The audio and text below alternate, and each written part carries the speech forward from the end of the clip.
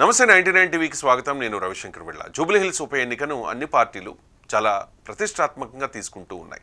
BRS తరపున కేటీఆర్ బలంగా ప్రచారం చేస్తూ ఉన్నారు. ఇదే సమయంలో కాంగ్రెస్ కూడా ఈ ఎన్నికను ప్రతిష్టాత్మకంగా తీసుకుంది. ముఖ్యమంత్రి రేవంత్ రెడ్డి స్వయంగా ఈ నియోజకవర్గంపై ప్రత్యేక దృష్టి పెట్టారు.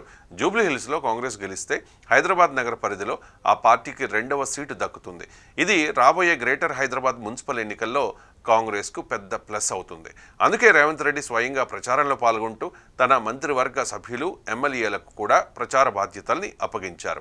అటు భారతీయ జనతా పార్టీ కూడా రేసులో తాము కూడా ఉన్నాము అంటోంది. ముఖ్యంగా ఇప్పుడు బీజేపీ కాంగ్రెస్ల మధ్య మాటల మంటలు తారాస్థాయికి చేరుకున్నాయి.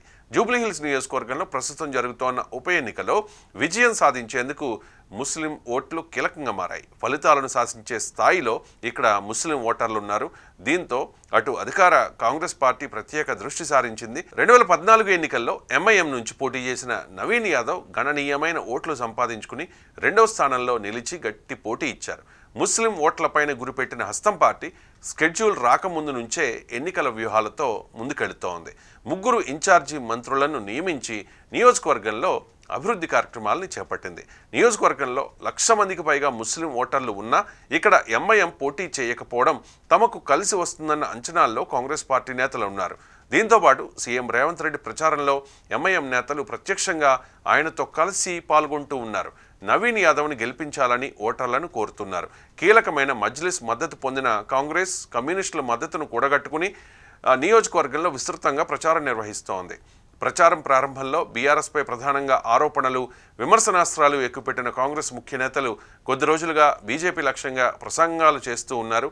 బీజేపీ బీఆర్ఎస్లు ఒకటేనని, అది నిజం కాదని నిరూపించేందుకు కాళేశ్వరంపై సిబిఐ విచారణలో ఈ నెల 11 లోపు కేసీఆర్, హరీష్ రావులపై ఎఫ్ఐఆర్ నమోదు చేయాలని సీఎం రేవంత్ సవాల్ చేశారు. దీంతోపాటు కారు ఢిల్లీకి పోగానే కమలంగా మారుతోందని ఆరోపణలు గుప్పిస్తూ ఉన్నారు. ముఖ్యంగా కేంద్ర మంత్రి కిషన్ రెడ్డిపై సీఎం రేవంత్ రెడ్డి తన విమర్శల దూకుడును పెంచారు. బీజేపీ వైఖరిని రేవంత్ రెడ్డి తన ప్రసంగాల్లో ఎండగడుతూ ఉన్నారు. రేవంత్ రెడ్డి విసిరిన సవాల్పై కేంద్ర మంత్రి కిషన్ రెడ్డి తీవ్రంగా స్పందించారు.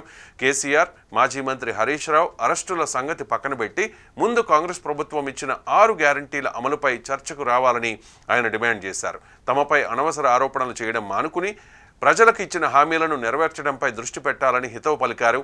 జూబ్లీహిల్స్ ఉప ఎన్నికల ప్రచారంలో భాగంగా కిషన్ రెడ్డి మీడియాతో మాట్లాడారు. ఈ సందర్భంగా సీఎం రేవంత్ వ్యాఖ్యలపై స్పందిస్తూ కాంగ్రెస్ పార్టీ ఇచ్చిన డిక్లరేషన్లు, 420 హామీలపై చర్చకు సిద్ధమా, కాళేశ్వరం కేసుపై విచారణ జరిపిస్తామని మేము ఎన్నికల్లో హామీ ఇవ్వలేదు. ముందు మీరు ఇచ్చిన హామీల గురించి మాట్లాడండి, ఆ తర్వాత మిగతా విషయాలు చర్చిద్దామని అన్నారు. అంతేకాదు కాంగ్రెస్ తమ అభ్యర్థిని మజ్లిస్ పార్టీ నుంచి అరువు తెచ్చుకుందంటూ సంచలన వ్యాఖ్యలు చేశారు. బీజేపీ బీఆర్ఎస్ పార్టీల మధ్య రహస్య ఒప్పందం ఉందని, అందుకే కాళేశ్వరం కేసులో కేసీఆర్, హరీష్ రావులను సిబిఐ అరెస్టు చేయడం లేదని సీఎం రేవంత్ రెడ్డి చేసిన ఆరోపణలకు ఘాటుగా కౌంటర్ ఇచ్చారు కిషన్ రెడ్డి. జూబ్లీహిల్స్ ఉప ఎన్నికల వేళ అధికార ప్రతిపక్ష పార్టీల మధ్య ఈ సవాళ్లు ప్రతి సవాళ్లతో తెలంగాణ రాజకీయాలు మరింత వేడెక్కాయి.